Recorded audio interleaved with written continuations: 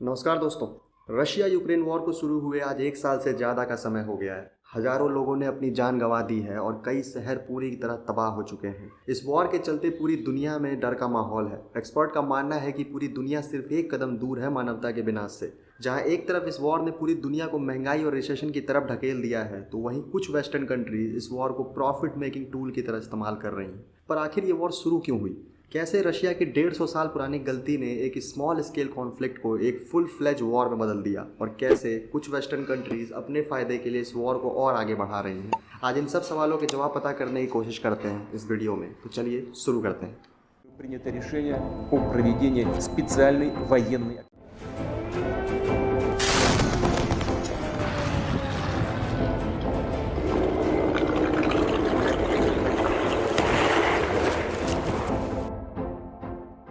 इस कहानी की शुरुआत होती है साल 1400 में, जब क्रीमिया पर मंगोलों का राज था। साल 1744 में जब मंगोल एम्पायर का अंत हुआ और ऑटोमन एम्पायर ने अपना विस्तार किया, तो एक नई कम्युनिटी ने क्रीमिया में जन्म लिया, जिसे क्रीमियम कनाटे के नाम से जाना जाता था। इस कम्युनिटी के ज़्यादातर लोग टर्क एथनिसिटी के थे, जिन्हें क्रीमियन टटार कहा जाता था। ये कम्युनिटी लगभग 300 सालों तक फलती फूलती रही, पर साल 1744 में कैथरीन द ग्रेट के अंदर रशिया ने ऑटोमन एम्पायर को हरा दिया और ट्रीटी ऑफ क्यूचुक कायनार का साइन हुआ, जिसके अंडर साल 1778 में रशिया का पूरे क्रीमिया पेनिनसुला पर कब्जा हो गया। इस कब्जे के कारण रशिया का ब्लैक सी में दबदबा बढ़ गया। लगभग 150 सालों तक रशिया का क्रीमिया पे कंट्रोल रहा, पर साल 1942 में सेकेंड वर्ल्ड वॉर में जर्मन आर्मी ने क्रीमिया पर कब्जा कर लिया और क्रीमिया के सेवस्टोपोल सिटी को पूरी तरह से डैमेज कर दिया। साल 1944 में यूएसएसआर की रेड आर्मी ने जर्मन आर्मी को हरा के वापस क्रीमिया को अपने अंडर किया। उस समय यूएसएसआर में स्टालिन का राज था। स्टालिन का मानना था कि क्रीमिया के लोगों ने जर्मन आर्मी के साथ मिलकर हाथ मिलाया है और उन्हें इस बात की सजा मिलनी चाहिए। इसके बाद ही रशिया में एथनिक क्लिंजिंग का दौर चालू होता है और एक बहुत बड़ी संख्या में क्रीमियम टटार्स को या तो मार दिया जाता है या उन्हें दूसरी जगह डिपोर्ट कर दिया जाता है। टटार जो सदियों से क्रीमिया में रह रहे थे, उन्हें वापस क्रीमिया में आने नहीं दिया जाता। इस डिपोर्टेशन के कारण क्रीमिया पूरी तरह से रशिया की पकड़ में आ जाता है। यही नहीं, क्रीमिया की पूरी पॉपुलेशन भी चेंज हो जाती है। पर साल 1958 में स्टालिन की मौत के 5 साल बाद रशिया में कुछ अनयूजुअल घटता है, और जो आगे चल के रशिया की पूरी हिस्ट्री बदलने वाला था। रशिया में यूक्रेन की यूनिफिकेशन के 300 साल की एनिवर्सरी को सेलिब्रेट किया जाता है,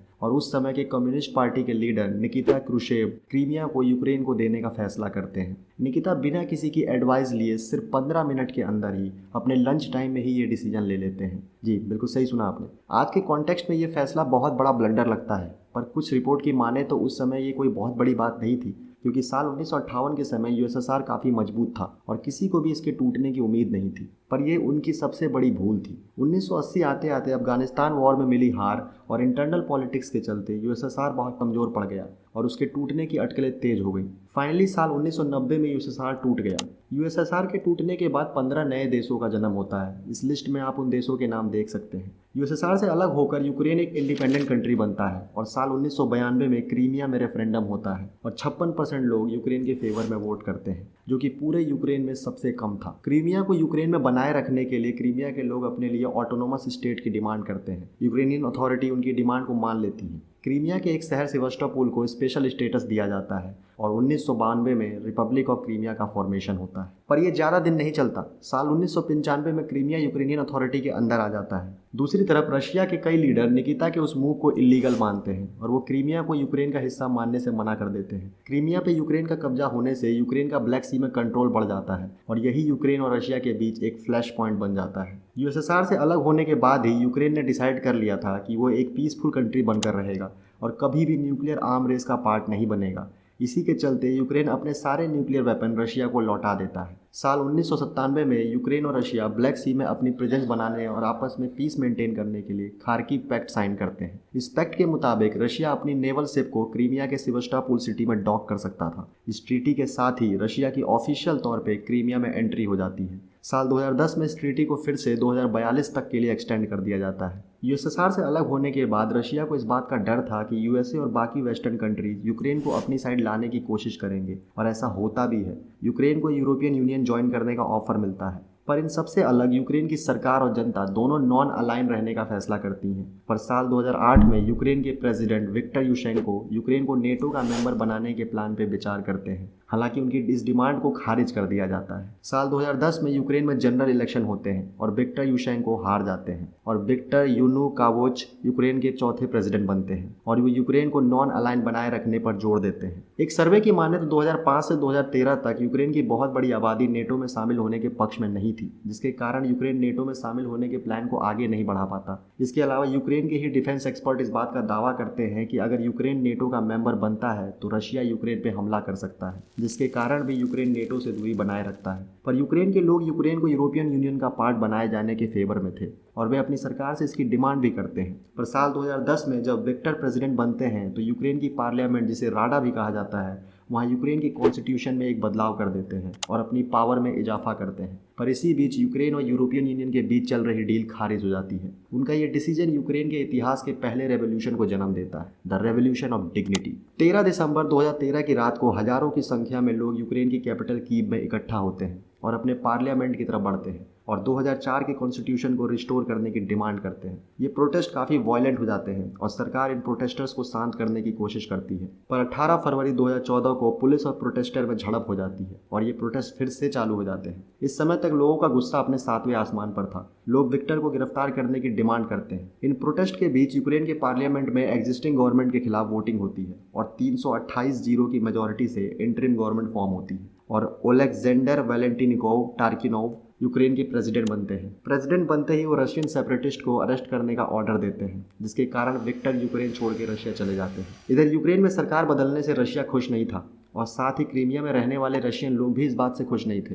वे रशिया से कुछ एक्शन लेने की डिमांड करते हैं, जिसके बाद ही क्रीमिया में भी प्रोटेस्ट शुरू हो जाते हैं। रशिया को यह बिल्कुल सही समय लगता है पास्ट में हुई गलती को सुधार दें और क्रीमिया को वापस रशिया में मिलाने का। पुतिन बिना समय गवाए अपने जनरल के साथ मॉस्को में क्रीमिया पे एक्शन के लिए मीटिंग करते हैं और 27 फरवरी 2014 को रशियन ट्रूप क्रीमिया में एंटर करती है। शुरू में रशिया किसी भी तरह के मिलिट्री एक्शन से डिनाई करता है, पर 18 मार्च आते आते रशिया क्रीमिया को कब्जा लेता है। अपने मिलिट्री एक्शन को जस्टिफाई करने के लिए रशिया क्रीमिया में रेफरेंडम भी करवाता है, जिसमें 97% लोग रशिया के फेवर में वोट करते हैं। हालांकि वेस्टर्न कंट्रीज इन वोटिंग में करप्शन का इल्जाम लगाती हैं और इन वोटिंग को इलीगल मानती हैं। रशिया के इस मूव से पूरे वेस्टर्न वर्ल्ड में हलचल मच जाती है और सारी वेस्टर्न कंट्रीज मिलकर रशिया पर सैंक्शन की बारिश कर देती हैं। रशिया को G8 ग्रुप से भी बाहर निकाल दिया जाता है। रशिया के इस मूव ने यूक्रेन को पूरी तरह से झकझोर कर रख दिया था। उनको इस बात का डर सताने लगा था कि जिस तरह से रशिया ने क्रीमिया को कब्जाया है, कल को वो यूक्रेन पे भी अटैक कर सकते हैं। इसी डर के चलते यूक्रेन खुद को नेटो में मिलाने के अपने सपने को आगे बढ़ाता है। साल 2019 में यूक्रेन में फिर से चुनाव होते हैं और सबकी उम्मीदों से परे जेलेंस्की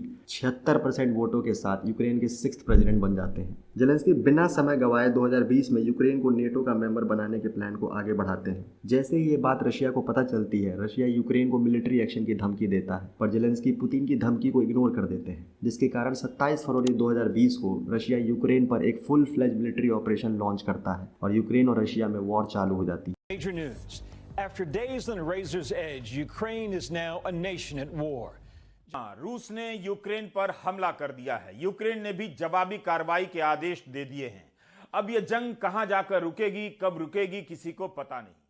रशिया चारों तरफ से यूक्रेन पर अटैक करता है और शुरू के कुछ दिन में ही वो यूक्रेन के 2 रीजन डोनेस्क और दोनबास दोनों को कब्जा कर दोनों को ही ऑटोनोमस कंट्री घोषित कर देता है। अपनी कंट्री को बचाने के लिए यूक्रेनियन मिलिट्री के साथ साथ लोकल पब्लिक भी इस वॉर में शामिल हो जाती है और रशिया को कड़ा जवाब देती है। रशिया के इस मूव के खिलाफ सभी वेस्टर्न कंट्रीज रशिया पे हैवी सैंक्शन इंपोज करती हैं। रशिया को स्विफ्ट पेमेंट सिस्टम से बाहर कर दिया जाता है, उनके फॉरेक्स रिजर्व को सीज कर दिया जाता है। यही नहीं, हजारों की संख्या में वेस्टर्न कंपनीज जैसे Google, Microsoft, Netflix, McDonald Russian market को छोड़ देते हैं और देखते ही देखते रशिया की इकोनॉमी क्रैश करने लगती है। रशिया के खिलाफ इस वॉर में 42 कंट्रीज यूक्रेन को सपोर्ट करती हैं और भारी मात्रा में military supply, humanitarian aid provide करती हैं। इस चार्ट में आप यूक्रेन को मिलने वाले एड को देख सकते हैं। अकेले यूएसए ने अब तक 80 बिलियन से भी ज्यादा का फाइनेंशियल एड यूक्रेन को दिया है, जिसमें से 46 बिलियन सिर्फ मिलिट्री एड है। अभी हाल ही में यूएसए ने 2.6 बिलियन की मिलिट्री एड और यूक्रेन को भेजी है। रशिया पे लगे सैंक्शन की वजह से पूरी दुनिया में ऑयल प्राइस रिकॉर्ड तोड़ रहे हैं और कोविड के चलते पहले से ही चरमराई इकोनॉमीज को और बर्बाद कर रहे हैं। आज इस वॉर को 1 साल से भी ज़्यादा का समय हो गया है और पूरी दुनिया वॉर के ख़त्म होने का वेट कर रही है। बहुत सी कंट्रीज रशिया और यूक्रेन को एक डिप्लोमेसी के द्वारा अपने इशू सुलझाने का सुझाव दे रही हैं,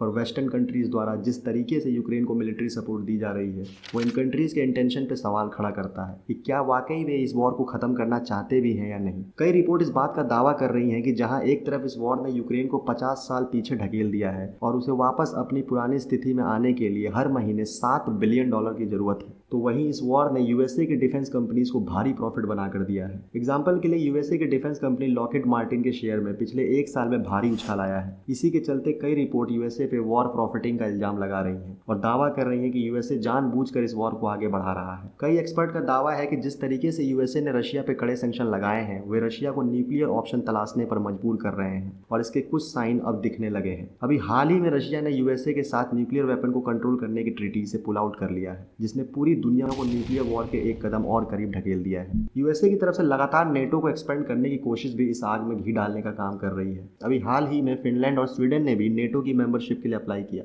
जिसमें फिनलैंड ने नेटो को ऑफिशियल तौर पर ज्वाइन कर लिया है, जबकि स्वीडन की मेंबरशिप टर्की ने फिलहाल के लिए रोक रखी है। मौजूदा हालातों को देखते हुए ये कह पाना मुश्किल है कि ये वॉर कब तक खत्म होगी। कई वेस्टर्न लीडर की माने तो ये वॉर बहुत लंबे समय तक भी चल सकती है और अगर इसे जल्दी नहीं खत्म किया गया तो ये पूरे ह्यूमैनिटी को खत्म कर देगी। क्या यूएसए को अपनी नेटो के एक्सपेंशन की जिद छोड़ देनी चाहिए और यूक्रेन को मिलिट्री एड प्रोवाइड करना कम करना चाहिए और दोनों ही देशों को डिप्लोमेटिक टेबल पर लाने की कोशिश करनी चाहिए? आपके इस बारे में क्या विचार हैं अपने कमेंट सेक्शन में जरूर बताएं। आज के लिए इतना ही। अगर वीडियो में कुछ पसंद आया हो तो वीडियो को लाइक करें और ऐसे ही और इंटरेस्टिंग कंटेंट के लिए हमारे चैनल को सब्सक्राइब करें। मैं मिलता हूं आपसे अगली वीडियो में, तब तक के लिए नमस्ते, जय हिंद, जय Bharat and thanks for watching.